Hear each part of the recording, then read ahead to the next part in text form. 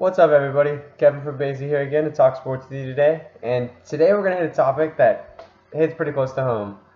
This one, I'm going to talk about a team in the NBA that I think is flying under the radar and nobody's really talking about, but you really got to watch out for them. And, well, I guess you guys can probably guess what I'm going to talk about.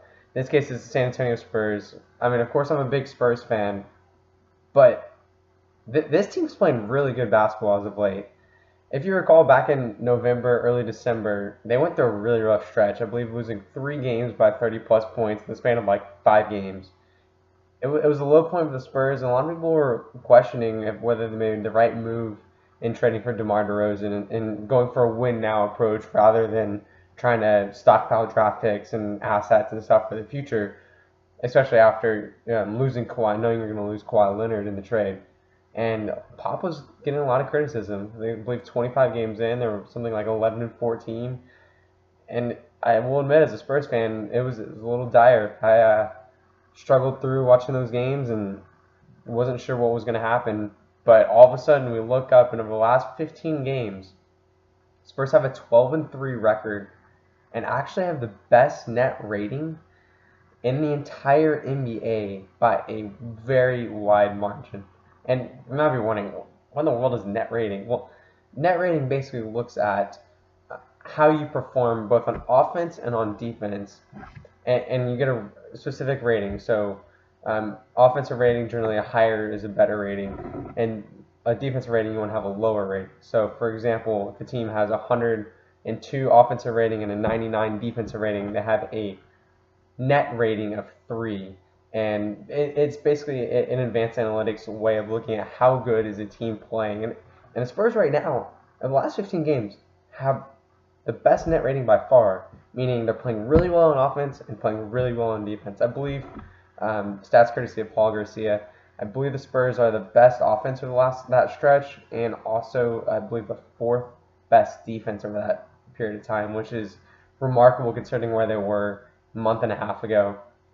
Seemed like they were in the doldrums and finally headed for the lottery again. And now all of a sudden you look up and they're in a 3-way tie for the 4-way tie for the 4 seed in the Western Conference and 4.5 back of the Denver Nuggets. It might be more of a testament to how packed the West is right now. I mean, you don't really have any clear-cut favorite. Denver's, of course, ahead, but it's so jumbled up in there that it makes it tough to really distinguish these teams. But the turnaround this team's had, I believe they're bottom out in 14th in the West, now back up to tie for 4th. That's incredible. And I know it was dark point at the beginning of the season, but now they're playing incredible basketball. We saw the other night the quote-unquote revenge game against Kawhi. They completely ran the Raptors in that game. Granted, no Kyle Lowry, which really is going to take away from that offense and that entire team. He's an integral part of what they do. But, I mean, held Kawhi mostly in check. I believe he had 21 points. Shot decently from the field, but Kawhi didn't go off. And the Spurs looked like the better team throughout that game. I mean, if you watched it, they were in control throughout. And I think something that's interesting to me, a player I want to focus in on for this entire turnaround was the guy guarding Kawhi Leonard to start the game. It was something that caught me off guard. I mean, I don't know why, because he's probably their best option to guard Kawhi, but it was Derek White. You know, the guy who's supposed to be a point guard at the start of the season and then got hurt, and then Brandon Forbes was the point guard. Yeah, Derek White was guarding Kawhi Leonard, and did he do a pretty darn good job. And that kid has been everywhere on the court. If you've been watching these games, he's deflecting passes left and right. He's helping run that offense and is shooting remarkably efficient from the field and has really seemed to turn a corner. I remember at the start of the season he was struggling mightily. He's actually coming off that knee injury, or the plantar fascia injury in the preseason. Once he got his first game action, it was rough with him on the court, and all of a sudden it's like a light clicked with him, and all of a sudden he's balling out there and has been one of the most important players on this team through the last 15 games. Been their best defensive player by far. I mean, evidenced by Pop trusting him to guard Kawhi, which Pop knows how great Kawhi is, and to say, Derek, you go take him, that's a huge testament to how well he is playing and the work that he's put in. And remember, this guy's practically a rookie. I mean, you can say, yeah, well, his rookie year was last year, but I believe he only was in with the NBA team for 19 games, played in 19 NBA games last year, and very sparingly at that. Didn't really play in the playoffs. He spent most of the year in the G League, which I believe helped him a lot in his development. But to now thrust him into a starting role, he's not even playing point guard really. That's kind of DeMar DeRozan, Bryn Forbes. I mean, there's no real true point guard on the floor right now for the Spurs. I mean, Derek fills that role at times. DeRozan fills that role at times. Bryn fills that role at times.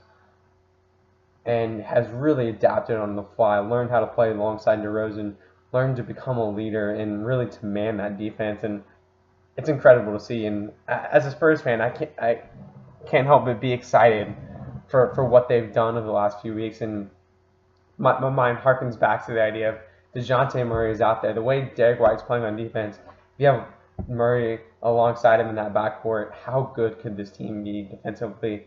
And, you know, give DeRozan credit. I feel like he's really bought into the team defense, and he's playing a ton of minutes. He's a very unselfish player.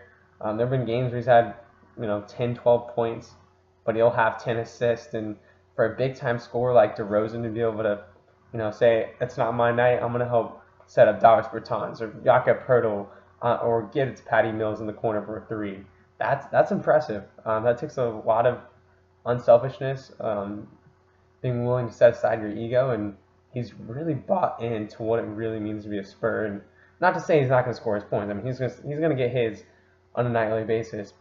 But to see that already for him, I think that's a very encouraging sign. And I'll be the first to admit, when the Spurs got DeMar DeRozan, I was disappointed. I mean, I was glad the Kawhi saga was over, but coming in, I thought DeRozan was just a high volume scorer, didn't play a whole lot of defense, and he's really surprised me.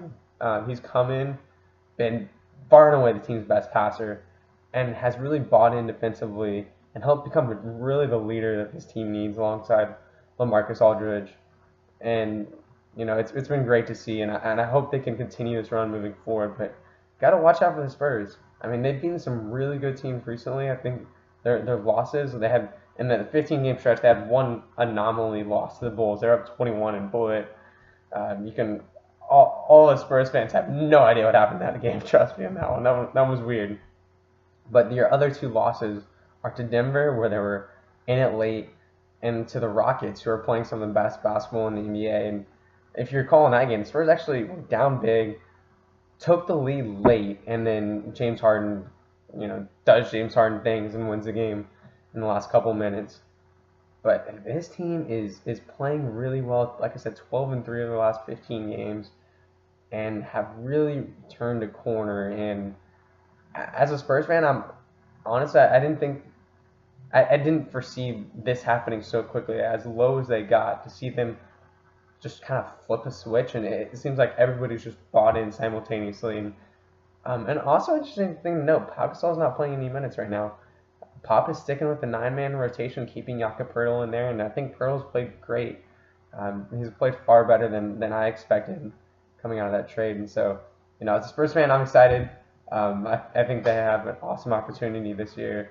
The West is a bunch of teams that feel like they're all about the same level. Golden State kind of has come back to the pack. No, they're going to get Boogie back, and I'm sure it's just the regular season woes for them at this point.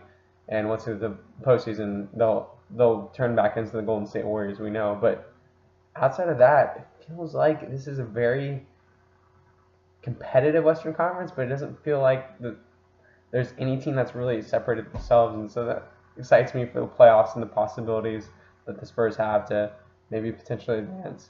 So hope you guys enjoyed the video. Let me know, comment any topics you want me to talk about, whether it be NBA, NFL. I'll probably do an NFL video later this week. So hope you guys enjoy. Thanks for listening, and go Spurs go!